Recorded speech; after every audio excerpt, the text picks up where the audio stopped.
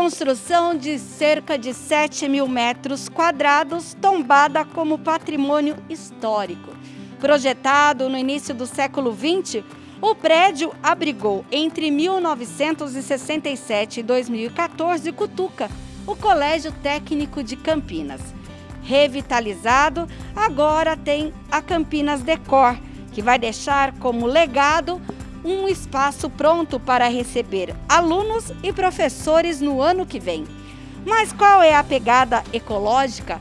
Qual a proposta ambientalmente correta? Descubra no Meu Ambiente de hoje, que começa agora.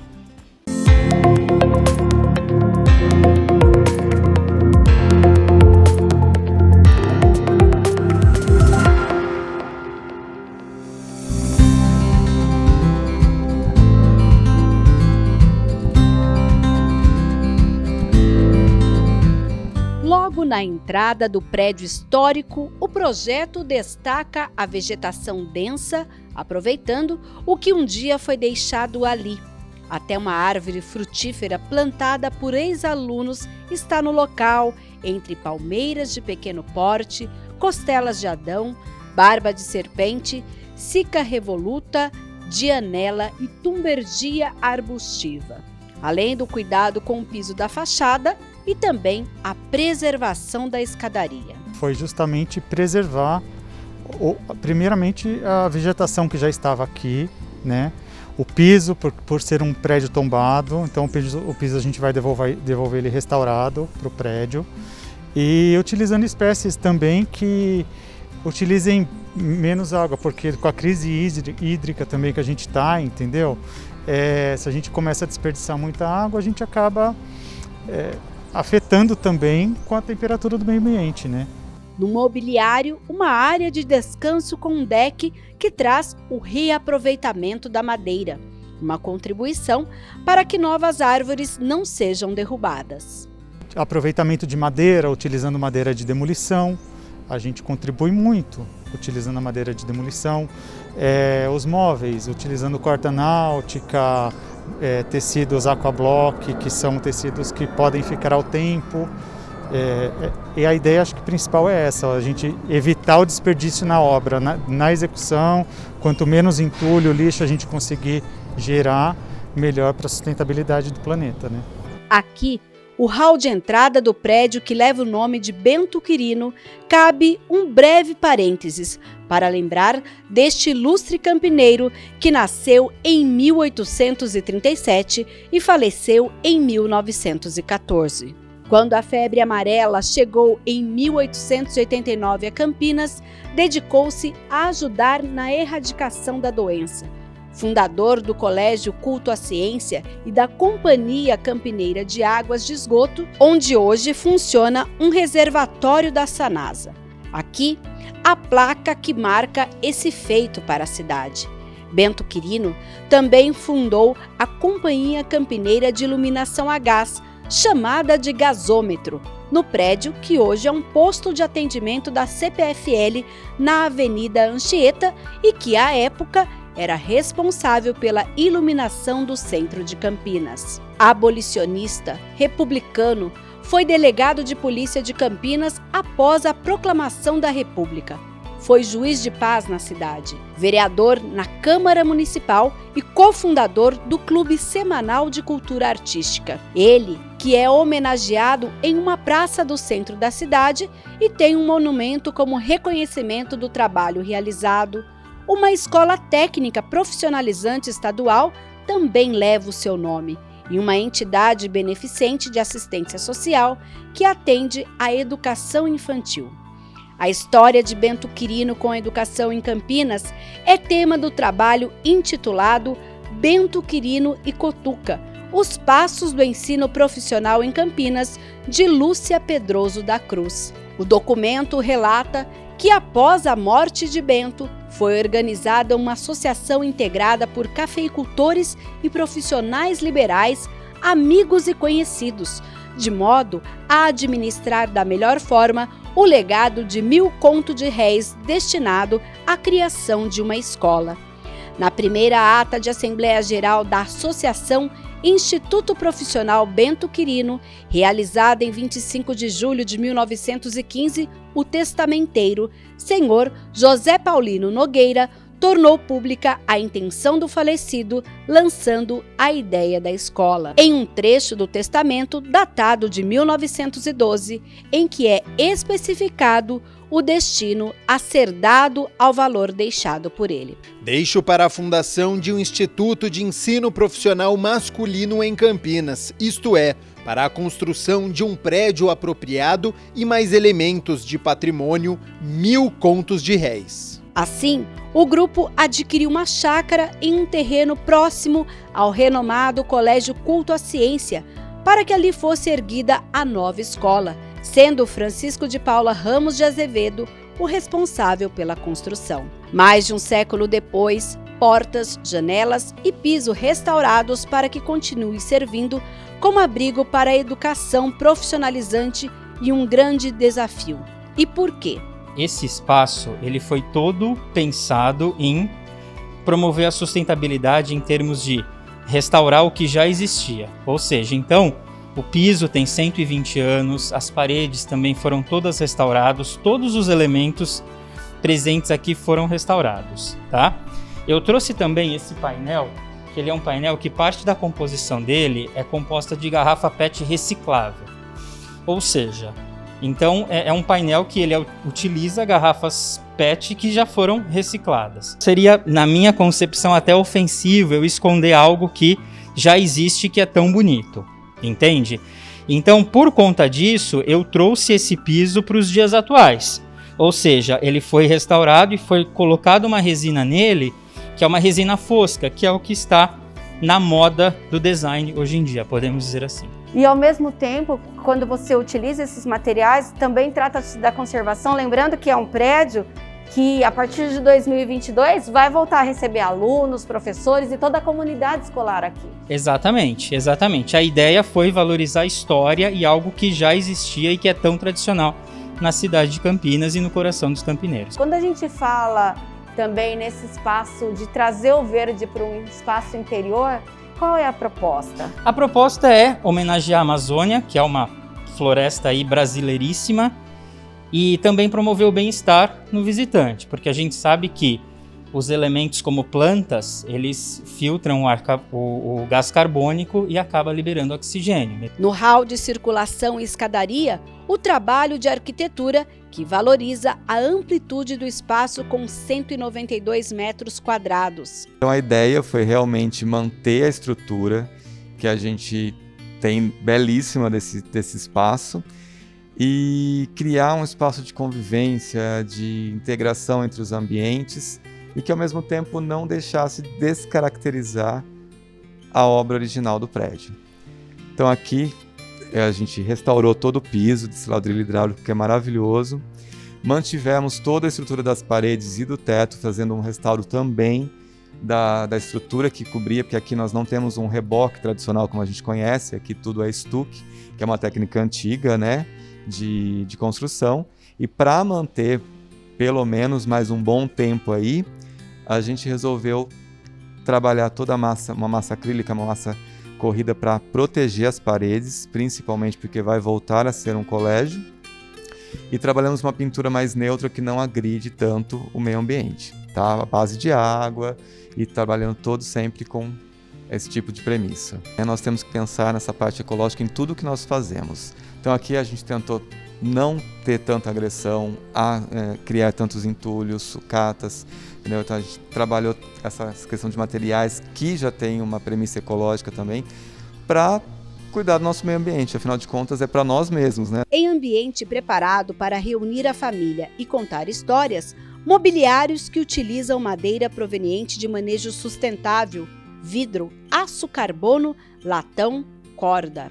Cada vez que eu começo a desenvolver uma peça, eu penso já na sustentabilidade, buscando materiais que causem o mínimo de impacto ambiental. No caso, a mesa Paricá, eu usei o compensado de Paricá, que é uma madeira reflorestada da região da Amazônia, e a gente consegue manter um padrão de de madeira sustentável, né, e nativa brasileira, ao contrário do pinus, que não é nativa do Brasil.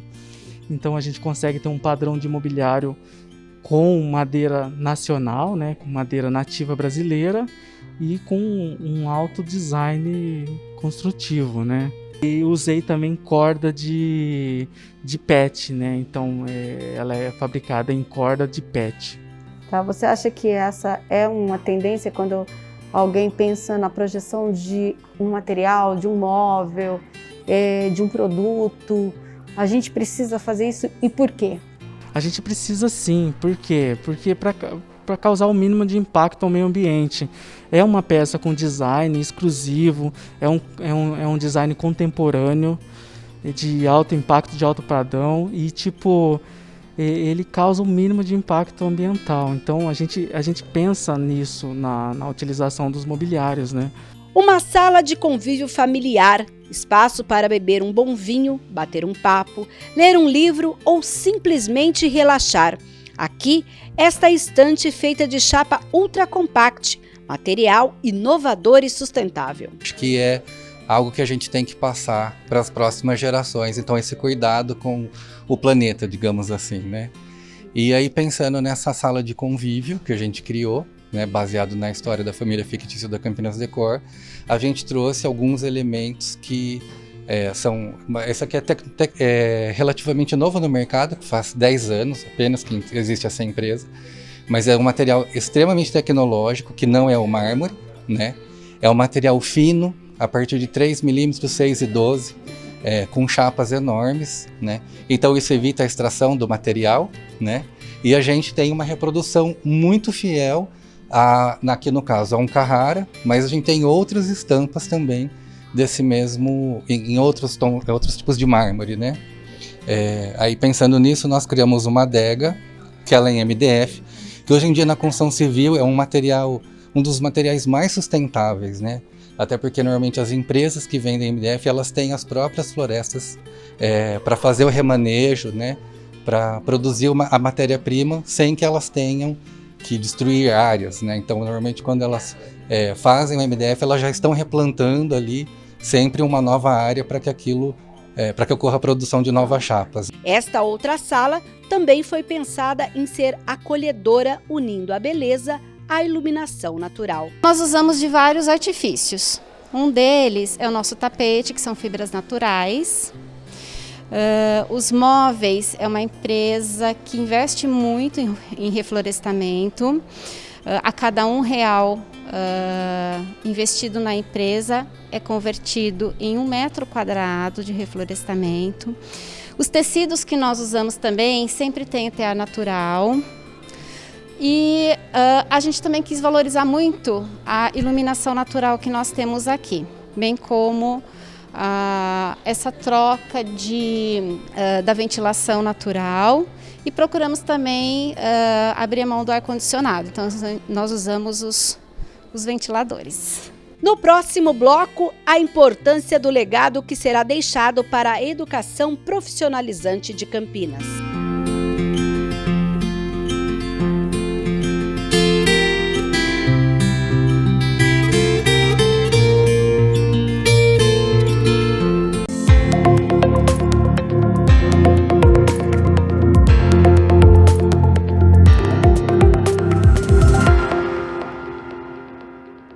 Falar de sustentabilidade também é preservar a história de um lugar. E esta construção, mesmo depois de décadas de ter sido idealizada, continuou tendo um papel fundamental na educação profissionalizante. A Unicamp é a responsável pelo imóvel, arquitetado no início do século passado por Ramos de Azevedo, considerado o responsável pela arquitetura escolar sob a ótica do ensino dos ideais republicanos.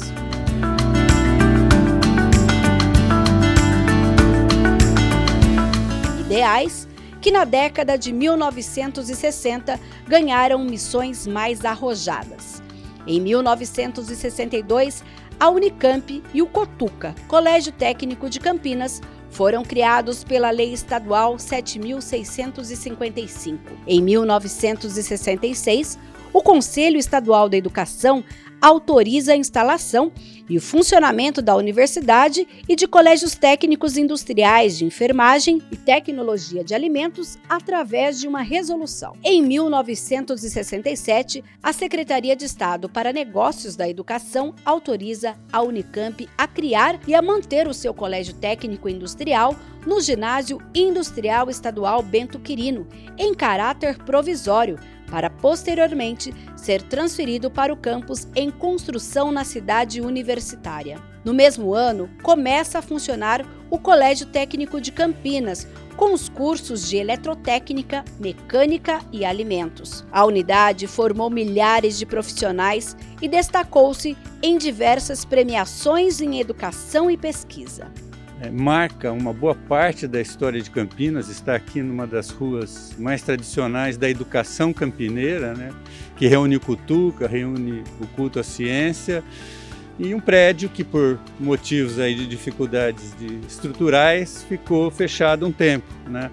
O que significou aí que os nossos alunos, porque ele abriga o Colégio Técnico da Unicamp há muito tempo, né? Uma das melhores escolas públicas da cidade de Campinas e do país, um orgulho para a nossa universidade, e estavam impedidos de usar esse prédio. Então essa parceria com a Campinas Decor é algo de extrema importância, traz muita felicidade para a comunidade do Cutuca, para a sua diretoria, para os seus alunos, para os seus funcionários e professores, e muita felicidade para universidade também. Um legado que, com a mostra de decoração, vai permanecer e traz na proposta um importante papel social. Acho que o primeiro legado, e que para a gente é o mais significativo, é poder devolver o prédio, que durante muitos anos foi usado para cultura, para educação, né? E isso deixou de existir há 6 anos atrás, porque eles tiveram que mudar, o prédio não tinha mais condição de receber os alunos.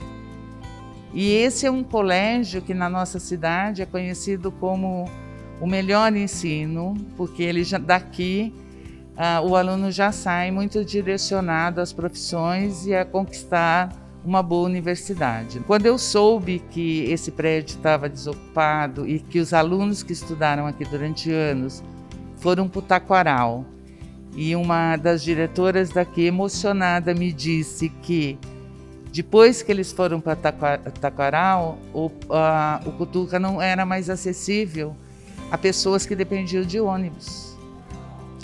E que aqui não, aqui existiam alunos que vinham da periferia, que tinham ônibus para ir e vir, e lá no Taquaral já é muito mais complicado. Então as próprias pessoas deixaram de se inscrever, às vezes com capacidade de frequentar, porque não tinham como acessar o prédio lá. Então esse eu acho que é o maior legado, é devolver para que toda a sociedade tenha oportunidade.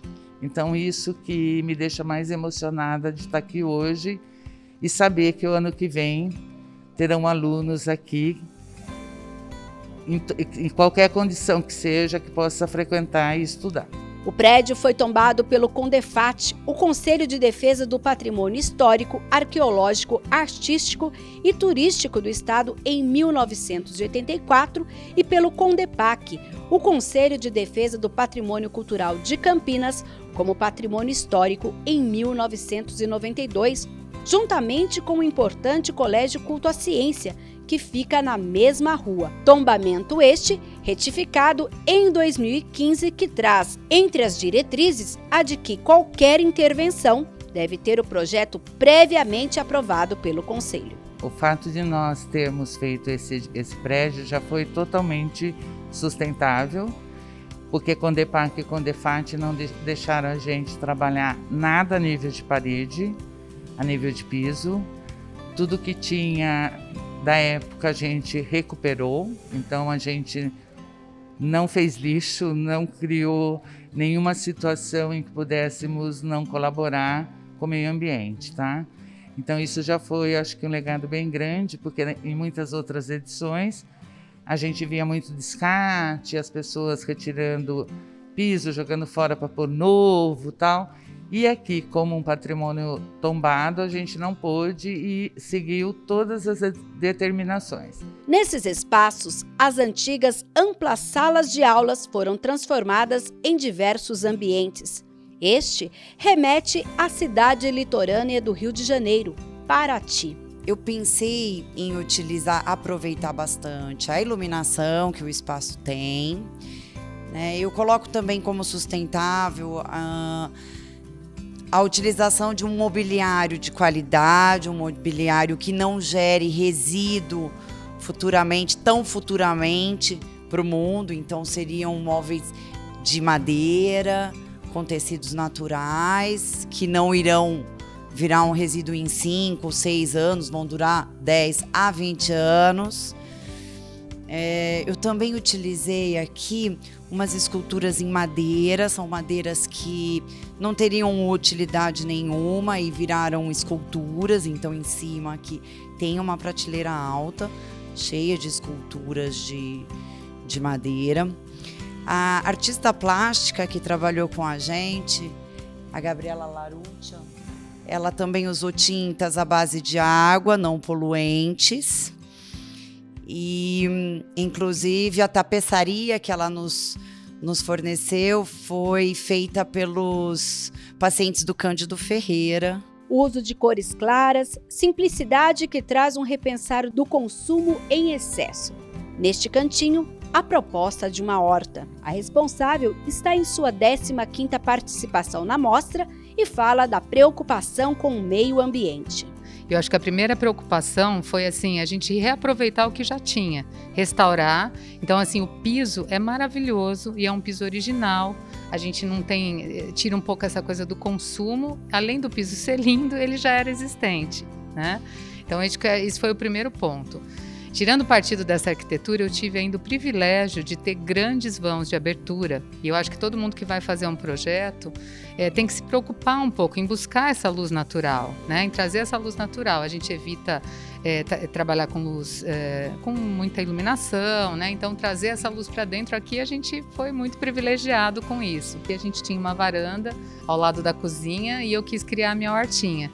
Então, tão gostoso você ter a sua horta, buscar. E hoje, mesmo quem mora num pequeno apartamento, numa pequena floreira, em vasos. Eu fiz um apartamento pequenininho que a gente usou uns vasinhos pendurados de cabeça para baixo. Além de charmoso, ele tinha ali as suas ervinhas, as suas coisas. Então, acho que todo mundo pode ter a sua horta. E nesses anos todos, a gente evoluiu muito. Hoje, a iluminação, a gente já tem tudo trabalhando com LED. Então, assim, cada vez mais os tecidos, sempre de forma sustentável, madeiras de reflorestamento. A gente tem que priorizar essas empresas que têm essa preocupação. No próximo bloco, a tendência do mercado de decoração e paisagismo em buscar fornecedores que se preocupam com o meio ambiente.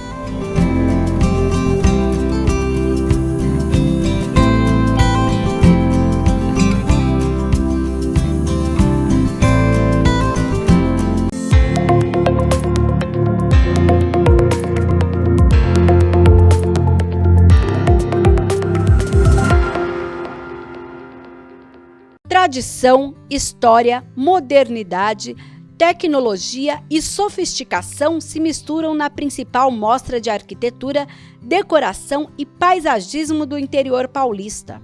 Esta 25ª edição chega com um ano de atraso devido à pandemia. Era para ter acontecido em 2020. São 89 arquitetos, designers de interiores e paisagistas que transformaram 58 espaços. E agora eles deixam aqui esse conceito de sustentabilidade que pode ser levado para a casa de todo mundo. O evento estará aberto ao público até dia 2 de novembro, com todos os cuidados exigidos pelo momento para evitar a transmissão do novo coronavírus.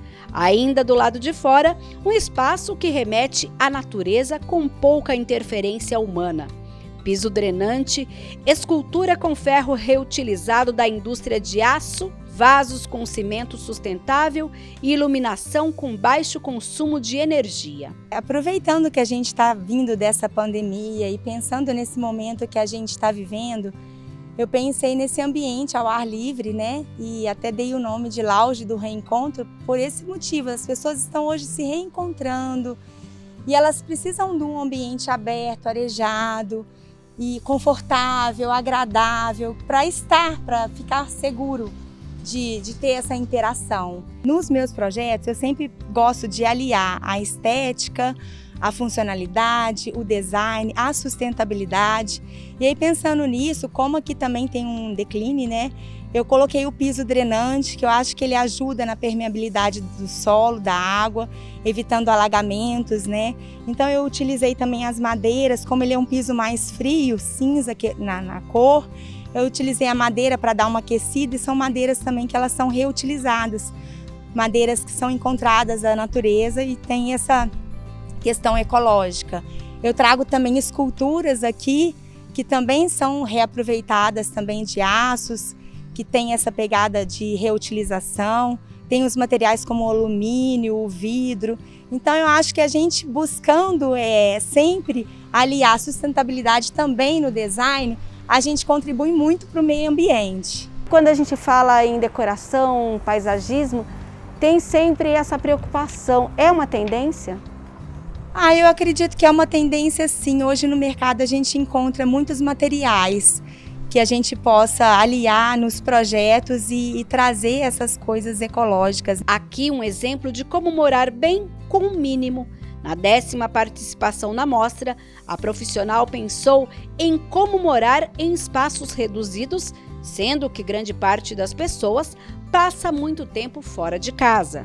É importante a gente trazer isso já no projeto. Né? Então, por eu apresentar um apartamento com 35 metros quadrados, ele já se torna sustentável, porque é algo que ele está reduzido com tudo que a gente precisa. Né? Então, eu trago para cá, desde o projeto, desde a concepção, já empresas que entram comigo, que têm a sustentabilidade extremamente forte no seu processo. Né? Então aqui principal, por exemplo, o piso, foi mantido o piso aqui, eu acho super importante, a gente restaurou esse piso e manteve, então ele entrou dentro do projeto também. E os produtos, os materiais, que muita coisa, por exemplo, tem materiais que são feitos e colados a partir da base de água e produtos que são feitos com sustentabilidade. Empresas que empregam o ISO, toda a documentação necessária, reaproveitamento, por exemplo, vidro é feito a partir de coisas recicláveis, entendeu? Então isso já no processo da empresa já é inserido. Isso para mim é importante começar lá atrás. Em um outro ambiente, a simplicidade se une ao aconchego com o uso de muito material sustentável. O que a gente pode escolher para ser algo que a gente não acabe com os recursos e que a gente possa pensar sempre é algo reciclado, é algo reaproveitado, que eu posso reaproveitar, é algo, né, que eu não vou estar estragando a natureza. A gente pensou em trazer algumas coisas recicláveis. Por exemplo, nosso tapete, ele é feito de fibra de garrafa PET. Então, ele é reciclado. Aí é uma escolha que a gente fez, né? E ele nem parece que ele é de garrafa PET, né? Ele tem um aspecto muito natural. Aí outra escolha que a gente teve é quando a gente pensou na marcenaria do nosso espaço, que ela toma uma parede toda, né? Ela é toda feita de madeira, mas como que a gente poderia, assim, não usar tanta madeira para fazer nessa marcenaria? Então a gente tirou o fundo, a gente não usou fundo nela, e deixou que aparentasse, a pintura, né, aparecesse. Neste pedaço, que antes fazia parte da sala de aula, samambaias e plantas aromáticas e medicinais compõem um cenário que simula uma varanda. Uma continuidade da varanda foi deixar muitas plantas aqui dentro, né? Então, a gente colocou muitas plantas que são de sombra, elas podem ficar aqui dentro. Elas acabam por filtrando o ar, né, deixando um ar assim, melhor para nós, purificando o ar. Além disso, também elas trazem um microclima, né, para cá, fica mais úmido, mais aconchegante. E tudo isso leva a gente assim, a uma reconexão, né, com a natureza. A gente traz mais tranquilidade, traz um sentimento de paz. Passeios e coleções para colocar na memória, mesclando móveis novos e usados. Então a gente partiu do pressuposto de reutilizar o que a gente já tinha aqui no espaço. Então a gente manteve o piso existente, né, restaurado, o rodapé, as janelas, e a gente tirou partido disso para o nosso projeto. Além disso, a gente não pode, num prédio tombado, rasgar as paredes para poder embutir toda a rede elétrica. Por conta disso, a gente trouxe essas chapas perfuradas e depois que a mostra terminar, a ideia é usá-las em fachada, numa fachada de um projeto que a gente está em andamento. Na hora de fazer essas chapas, sobrou material, então a gente também fez aqui o cabideiro. E a gente acha que isso trouxe uma pegada bem legal também, porque traz uma questão de um projeto industrial. Onde a gente trouxe arranjos, a gente fez uma planta permanente, porque a gente desidratou elas e, consequentemente, a gente não precisa ficar trocando elas sempre. Então, dessa forma, elas estão lindas, elas vão durar o evento inteiro e depois disso elas ainda vão estar bonitas para a gente colocar em alguma outra decoração. Aqui, o conceito orgânico com o uso de madeira petrificada, toras certificadas, palha, fibras naturais e tecidos ecológicos. Nós temos uma mesa que é uma madeira petrificada pelo tempo, é um fóssil que foi petrificada. Nós temos as luminárias, que é de uma design, que é latão e madeira carbonizada. Nós estamos com várias, as fibras naturais no tapetes, então, fibras naturais, é uma seda rústica. Então tudo é muito sustentável. Tanto as madeiras como a palha, é todo revestido de palha esse ambiente. É um tema bacana, eu acho que muito atual, de trabalhar com formas orgânicas e de trabalhar com a sustentabilidade, com materiais sustentáveis e naturais. Então foi muito gratificante. E por que não unir a sustentabilidade com a acessibilidade? Estes banheiros de mais de um século nem lembram a foto que retrata um tempo em que não se imaginava que um cadeirante iria à escola. Foi pensado, primeiramente, nas pessoas com necessidades especiais e também na questão ecológica, que é no reaproveitamento de materiais e no menor taxa de geração de resíduo. Então, o piso não foi retirado, foi colocado um piso sobre piso. Tem materiais que são de reciclagem. Toda a parte de marcenaria é tudo o resto de marcenaria. Foi reaproveitado todos os pedaços de madeira. Não tem nada madeira virgem, então foi tudo um reaproveitamento de materiais. Toda a disposição foi pensado na mobilidade da pessoa, do cadeirante em especial, as alturas, profundidades, o alcance, tudo isso é pensado em cima de uma norma específica para pessoas com necessidades especiais. A gente sabe que a construção civil, ela ainda é uma das maiores poluidoras do meio ambiente. Como é a responsabilidade de um profissional quando ele pensa em um espaço e gerar a menor quantidade de entulho possível? Então, primeiro a gente tem que pensar assim, o que vai ser possível reaproveitar. Depois a gente pensa no que vai possível ficar no ambiente. Porque muitas vezes não tem, no caso, o piso, não tem uma boa aderência, então eu não consigo pôr um outro piso em cima, vai soltar tudo. Então, assim, tem toda uma série de estudos para ver como que fica, como está a situação dos materiais que vão ser colados em cima. Neste espaço, a proposta de um banho relaxante e, por que não, uma proposta sustentável, usando modernidade e tecnologia que trazem os 4 elementos da natureza. Basicamente, quase tudo que a gente pode ver aqui tem essa pegada sustentável, né? Foi tudo pensado, tudo com reaproveitamento de materiais. O spa é todo feito em granito e é aproveitado o material todo, inclusive as bordas, que normalmente são descarte. Nós fizemos uma paginação de piso específica no fundo do spa para poder utilizar esse material. A fibra de vidro, que é a base desse spa, é material 100% reutilizado no mesmo segmento. Então, uma piscina que deixar de existir vai ser dissolvida e vai voltar a trabalhar utilizar o mesmo material. Os vitrais são todos com resto, realmente, com sobra de material de vidro. Vidro quebrado, vidro partido, foi feito um desenho para ser utilizado. As madeiras são todas ecológicas. Então, é MDF 100% ecológico, então tudo de material reciclável. O revestimento da cascata, que ele simula a madeira.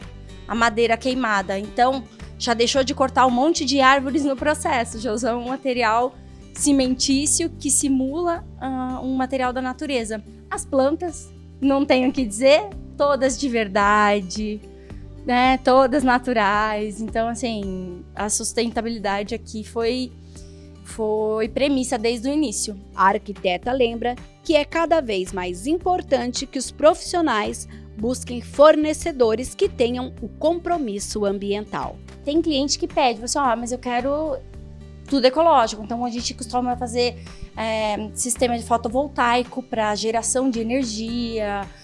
Isso está muito comum, é muito habitual mesmo. Aquecedor solar, todas as obras. A não ser prédio, né? Que prédio acaba sendo a gás porque é tubulação.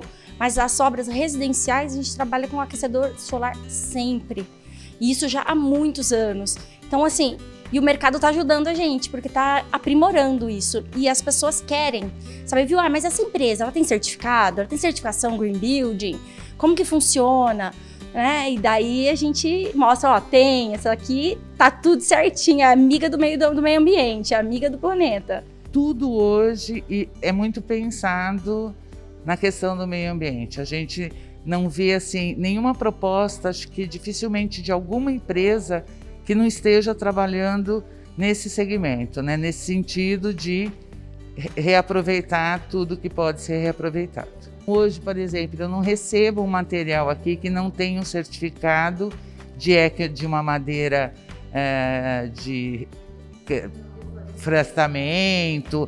É muito difícil você ver produtos que já não estejam adaptados à nova situação que a gente precisa estar, que é realmente defender o planeta.